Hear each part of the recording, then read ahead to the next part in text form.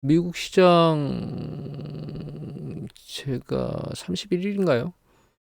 반등한다고 말씀을 드렸었죠. 이제 그 이후에 계속 3일째 반등을 하고 있고 시그널상으로는 이미 그 진입에 다 들어와 있는 상황입니다. 추가적으로 조금 더 올라갈 수 있는 여력을 가지고 있는 상황이긴 해요. 이 구름대 기술적 분석상으로 놓고 보면 이거 일목균형표인데 이 구름대 음의 구름대들이 지금 완전히 형성이 돼 있는 상태거든요. 그래서 추세를 꺾고 위로 올라가기는 어렵고 추세는 이제 반등 이후에 아랫방향으로 내려갈 수 있는 전반적인 상황은 지금 만들어져 있기는 합니다.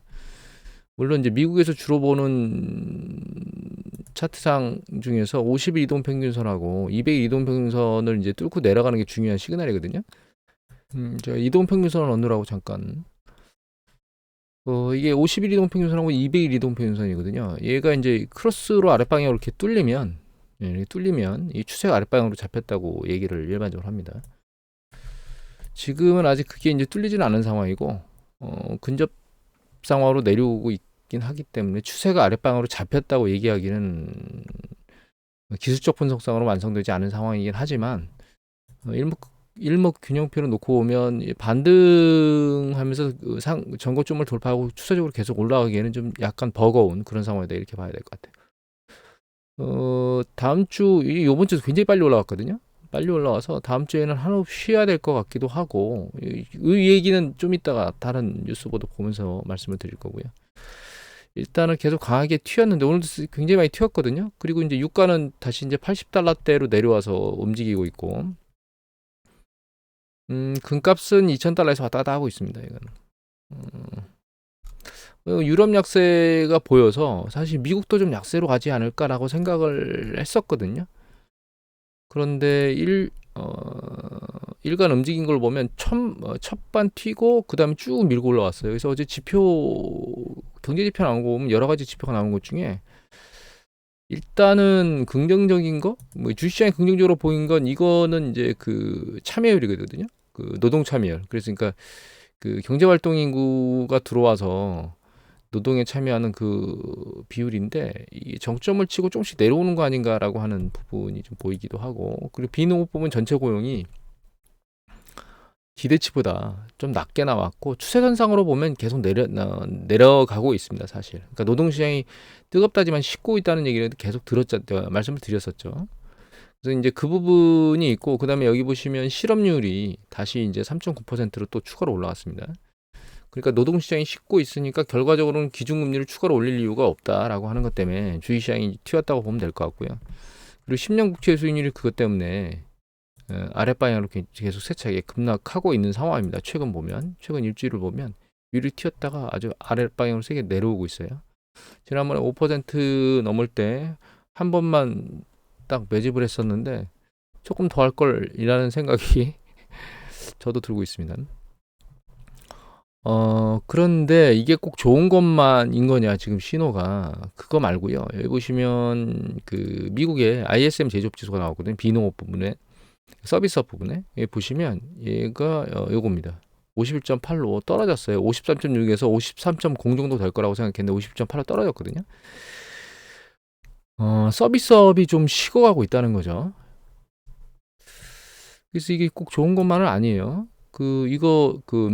마이크로에 나오는 그 제조업 PMI 지수하고 서비스 PMI 지수를 종합적으로 글로벌을 해놓은 거거든요. 이 제조업 PMI 지수인데 일단 여기 보시면 얘가 미국입니다. 미국 보시면 49.6에서 46.7로 쭉 빠졌죠. 그다음에 유럽입니다. 유럽은 42대에서 올라오고 있다가 다시 빠지고 있어요. 여기 보면 7월 달에 쭉 빠졌다가 반등했는데 밑으로 밀려 내려가고 있죠. 그 다음에 중국으로 볼까요? 중국 보시면 이겁니다. 이게 위드 코로나 들어가고 나서도 올해 위드 코로나 들어갔죠. 들어가서 초반에 살짝 반등했다가 제조업이 계속 힘을 잃고 갈 방향을 모르고 있습니다. 지금 오르락내리락 50대에서 왔다 갔다 하고 있는데 이게 본격적으로 위드 코로나 들어가서 정부에서 막 뭐 금리도 내려주고 난리를 치고 있는데도 불구하고 못 올라오고 있다는 게 중요한 거죠. 한 가지 더 보면 이건 서비스업 지수입니다. 이게 서비스업 지수인데 밑에 보시면 요게 지금 미국이거든요. 미국이 5월 달에 쭉 빠졌다가 살짝 들리는 것 같더니 지금 10월 달에 다시 쭉 빠졌습니다. 유럽입니다. 유럽 마찬가지죠. 유럽은 계속 약간 식어가고 있는 있는 모양이고 급락을 하고 있지는 않지만 서비스업 정도 동력은 좀 약간씩 잃어서 이 심리가 그렇게 좋은 상황은 아닌 걸 유지하고 있는 거죠. 그 다음에 이 부분 중국입니다. 중국 보시면 위드 코로나 들어가면서 처음에 뭐 난리를 치고 좀 들리긴 했었지만 그 뒤에는 이게 계속 힘빨이 빠지고 있거든요. 그러니까 전 세계의 제조업하고 서비스업 관련된 제조업자들, 그러니까 구매 관리자들, 기업의 구매 관리자들의 어떤 심리적 상황은 지금 좋지 않은 방향으로 흘러가고 있다. 이렇게 이해를 하시면 될 것 같아요. 근데 이제 다른 지역들도 봤지만 미국의 ESI, 유럽의 ESI나 이런 것들도 봤지만 미국이나 아니라 유럽의 ESI 같은 것들도 봤지만 계속 심리적으로 안 좋아지고 있거든요. 그러니까 미국도 제가 이거 보여드렸지만 이거는 어드바이저 퍼스펙티브에 나오는 겁니다. 이게 미시건 심리 지수고요. 여기서 하나, 둘, 세 번 석 달 연속 좀 내려왔고 이게 컨퍼런스 보드거든요. 역시 마찬가지로 얘도 석 달인가 두 달 연속 내려왔습니다.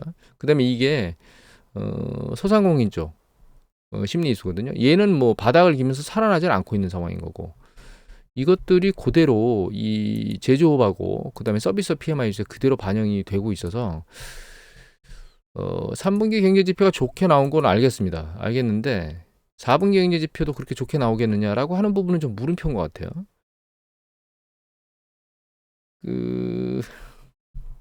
경제가 좀 식어가고 있다는 느낌을 안 받을 수가 없습니다. 저 같은 경우에는 사실.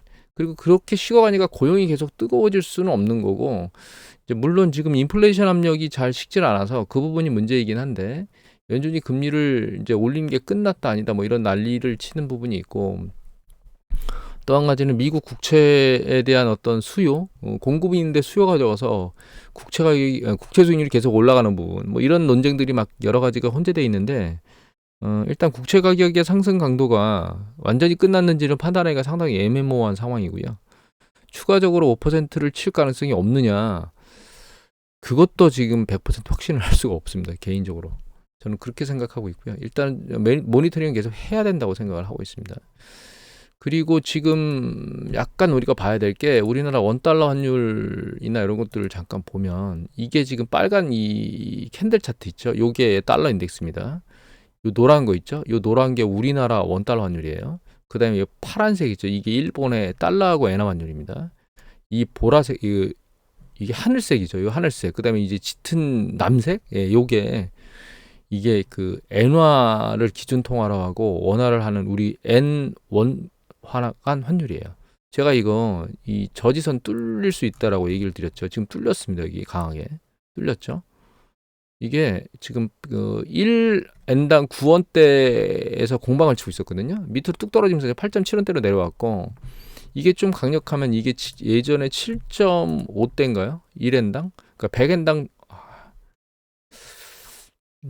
잡혔네요. 일단 100엔당 750원대가 있는데 요거 일이 왜 생긴 거냐면 여기 보시면 우리나라 원달러 환율이 급락했잖아요. 아래로. 그리고 외환 보유액이 줄었다고 하는 보도들이 이제 요새 나왔거든요.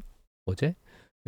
당국에서 아무래도 외환 시장에 개입을 한 것 같습니다. 일정 부분. 그러면서 이제 환율 밑으로 찍어 내렸는데 이 환율이 아래로 내려왔다는 얘기는 상대적으로 환율이 지금 굉장히 매수하기 긍정적이다. 저는 이렇게 생각하거든요.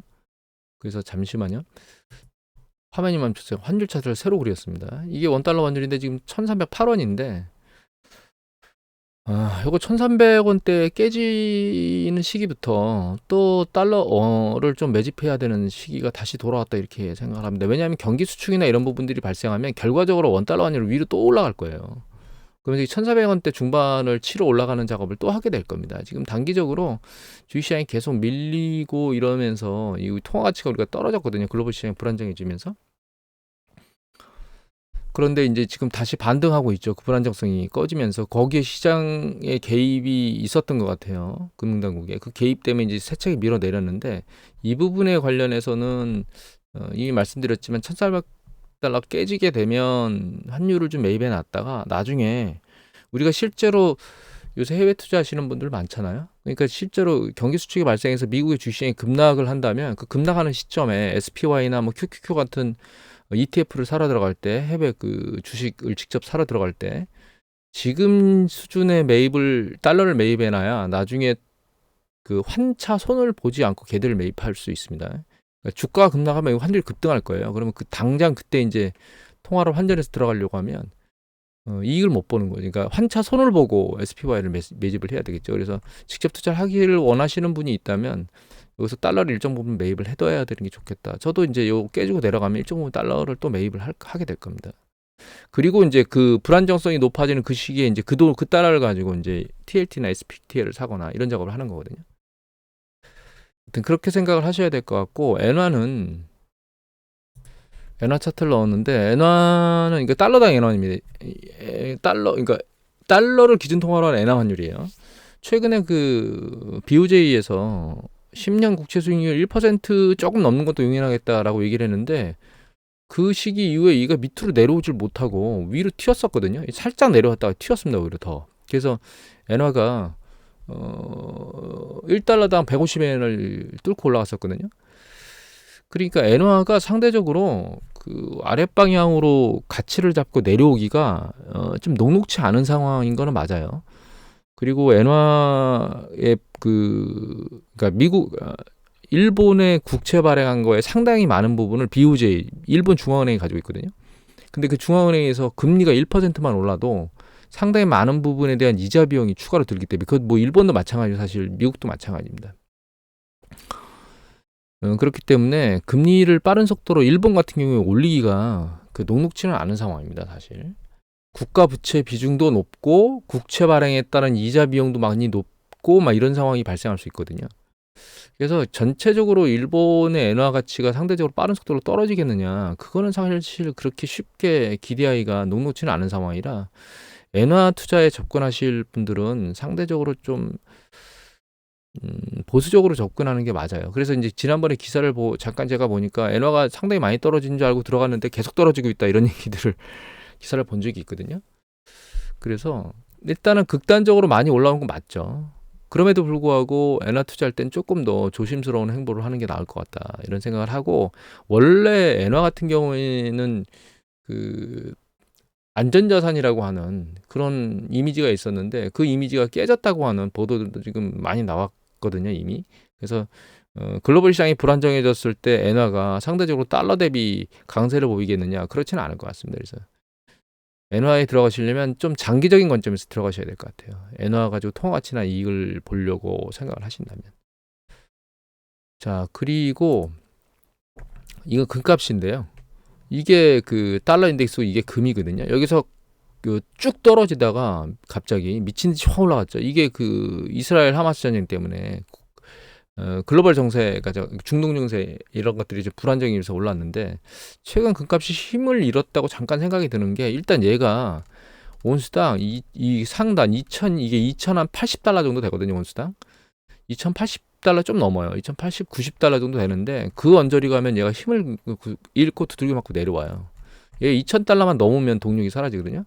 그리고 오늘 같은 경우에도 보시면 달러 인덱스가 쭉 빠졌잖아요. 장대 운봉으로 연 이틀. 그러면 이 금값이 좀 상대적으로 세게 튀어야 되는데 그러질 않고 있거든요. 그러니까 얘가 지금은 달러 인덱스에 대한 움직임보다는 이스라엘 하마스 전쟁과 관련된 이슈에 좀 더 민감하게 반응하고 있는 것 같습니다. 그래서 이스라엘 하마스 전쟁이 확전되는 상황이니, 그리고 이게 좀 심각한 쪽으로 흘러가지 않는 이상 이게 지금 끝자락에 닿은 거 아닌가, 이런 생각이 들고 있습니다. 지금 좀 더 올라갈 수 있긴 하지만 이제 달려가는 여력은 거의 끝난 거 아닌가, 이런 생각을 하게 됩니다. 글로벌 시장에 보면 이제 유가나 이런 것들은 또 빠른 속도로 불안정한데도 불구하고 밑으로 내려와 있죠. 그러니까 이게 이스라엘 하마스 전쟁이 그렇게 확전될 거라는 생각은 안 하고 있다는 거고요. 투자자들이. 구리 같은 경우는 이제 그 유가 같은 경우에는 자꾸 저희가 걸리니까 중동 문제도 걸리고, 그 다음에 뭐 사우디도 자꾸 뭔가 작업을 하고 하니까 가격에 노이즈가 있는데, 이거 구리 같은 경우에는 보시면 구리 가격이 추세적으로 계속 내려왔거든요. 내려오고, 중요한 거는 이게 재고가 계속 쭉 쌓이고 있어요. 그 이전에 한 1년 정도의 케이스에 놓고 보면 이 정도의 재고가 쌓인 적이 없거든요. 물론 지금 최근에 재고가 살짝 줄고 있긴 하지만 결과적으로 재고가 이렇게 축적되고 있다는 얘기는 그만큼 구리 사용량이 상대적으로 적다라고 우리가 판단해 볼 수 있는 거죠. 글로벌 경제가 아까 PMI 지수나 이런 것들을 보면, 제조 PMI 지수나 이런 것들을 보면 상대적으로 좋지 않잖아요. 그러니까 구리 수요가 그만큼 적고, 그거가 이제 시장에 반영되고 있는 것 같다, 이렇게 지금 생각이 들고 있습니다. 사실 글로벌 경제가 점진적으로 수요가 좀 위축되고 있다라는 게 이 구리가게에서도 나타나고 있다 이렇게 보는 거죠. 그리고 이제 지금 이 난리를 치고 있는데 이스라엘 하마스 전쟁은 어떻게 되겠느냐? 뭐 이건데 이란 참전 얘기를 하는데 이란 참전 얘기 보면 여기 보시면 뭐 이스라엘 레드라인 넘었다 2주 전에 보면 그 이스라엘 가자 진입하면 최후통첩으로 이란이 참전하겠다고 2주 전에 경고했는데 이미 진입했죠. 5일 전, 4일 전에 보시면 여기 레드라인 넘었다라고 참전을 시사했거든요. 5일 전에 참전 안 하고 있습니다. 그리고 여기 보시면 이제 헤즈볼라나 시리아 그다음에 후티 반군 이런 애들이 국지전이나 뭐 미사일을 쏘거나 이런 작업들을 하고 있거든요. 그런데 지도상으로 놓고 보면 확연한 게 이게 지금 이스라엘이 여기 있잖아요. 헤즈볼라가 여기 있습니다. 북쪽에 레바논 밑에.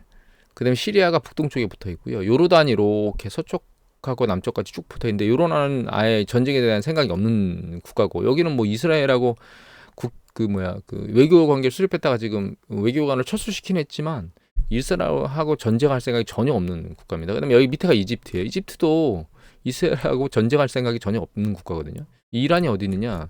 이란이 여기 있습니다. 여기. 이쪽이 이란이에요. 이란이 여기 참전하려면 자기가 직접 참전하기는 녹록치 않고 여기 튀르키예가 있고 여기 이라크가 있잖아요. 잡혀 있잖아요. 그래서 사실 이란이 직접 참전한다는 건 녹록치가 않은 거예요. 그래서 이제 최근 뉴스 보도 보면 시리아에 있는 이란 관련된 군인들이 뭐 어쩌고저쩌고 이런 얘기를 하고 있는데 결과적으로 이제 이 헤즈볼라나 혹은 푸티 반군이 밑에 있습니다. 이 밑에. 사우디 밑에 있거든요. 사우디보다 더 멀리 있어요. 네, 여기. 푸티 반군이 여기거든요. 여기서 미사일을 쏘는 거예요. 여기서.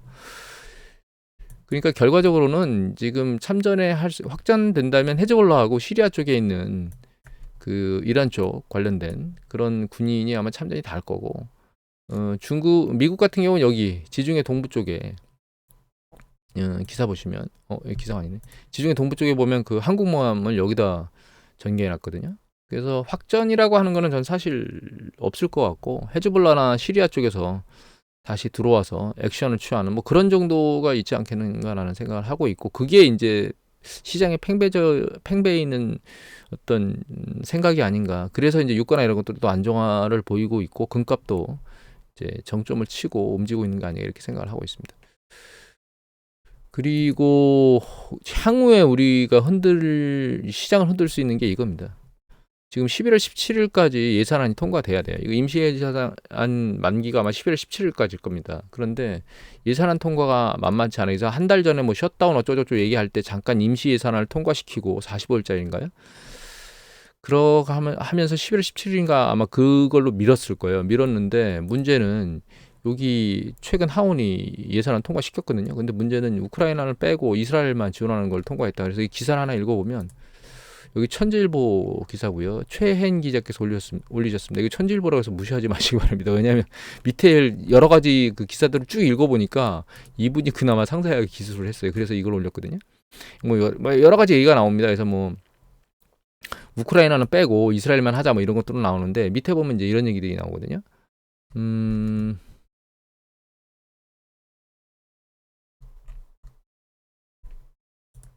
여기 있네요. 뭐 심각한 척슈머 민주당 상원 원내대표 심각한 결함이 있다고 얘기를 하는데 뭐 우크라이나 빼는 건 뭐 그렇다 치고 여기 보시면 바이든 행정부가 입법 성과로 자랑하는 인플레이션 감축법에 포함된 국세청 예산을 삭감한다. 근데 이거 삭감하면 이제 왜 이거 삭감한 거에 대해서 여기 보시면 당파가 없는 비당파적인 미국의 의회 예산국 CBO는 이번 안건의 재정 적자를 늘리고 향후 10년 동안 한 268억 달러의 세수 손실을 초래할 것이다라고 얘기를 하는데 이거 왜 이런 얘기를 하는 거냐면 삭감했는데 왜 이런 얘기를 하느냐. 이게 세금 도피자를 추적할 수 있는 예산을 삭감하니까 세금을 못 걷는다는 얘기를 하는 겁니다. 공화당 쪽이니까 세수 줄여주려고 하는데 국세청에서 예산을 삭감해가지고 뭔가 세무조사나 이런 것도 잘 못하게 만들겠다 이런 뜻이겠죠. 여하튼 그래서 그 예산안이 잘 통과될 수 있을지를 지금 몰라요. 그래서 이게 불안정한 게 다시 미국의 국가부도 얘기 어쩌고저쩌고 하면서 주식시장을 뒤흔들 수 있는 그런 상황이 현재 남아있다. 그렇게 이해를 하시면 될 것 같아요. 그러니까 11월 17일이면 다음 주, 그 다음 주니까 다음 주 좀 후반부 가면 아마도 예산안 관련된 이슈가 같이 끼어들면서 주식시장의 이 상승 강도를 누그러뜨리는 현상을 아마 보이지 않을까. 그리고 혹은 짓누르거나 이런 상황으로 가야 될 것 같고, 미국 경제가 식어가는 게 그 연준이 금리를 더 이상 올리지 않는 것은 긍정적이지만, 주식이라고 하는 게 경제에서 나오는 이익을 가지고 움직이는 그 원동력을 갖는다면 경기 수축은 GDP 성장률을 밑으로 낮출 수밖에 없는 구조거든요. 그런 관점에서 고금리 상황에서 버티고 있는 그 경제가 계속 갈 수 있을지도 물음표지만, 지표들이 조금씩 꺾이기 시작하면 그게 시장의 긍정적인 이슈로 작동할 수도 있지만 아랫방향으로 짓누르는 부분으로 작동할 수도 있다. 이 생각을 갖고 작업을 해야 될 것 같아요. 오늘은 뭐 이 정도로 마치도록 하겠습니다.